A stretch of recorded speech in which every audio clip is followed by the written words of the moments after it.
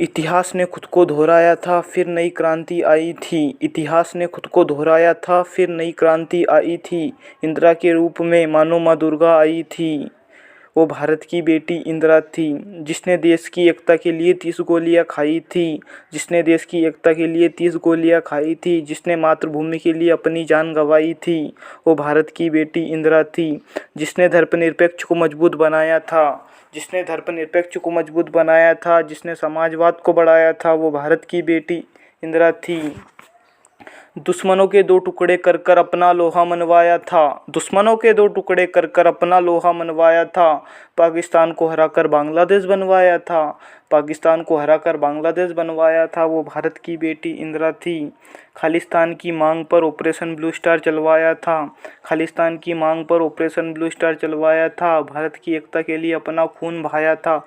वो भारत की बेटी इंदिरा थी। भारत को समृद्ध बनाकर इतिहास में नाम लिखवाया था। भारत को समृद्ध बनाकर इतिहास में नाम लिखवाया था। परमाणु का परीक्षण करके दुनिया को चौंकाया था।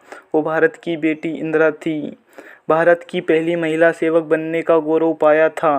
भारत की पहली महिला सेवक बनने का गौरव पाया था। ऑक्सफोर्ड में जाकर अपना ज्ञान बढ़ाया था। वो भारत की बेटी इंदिरा थी।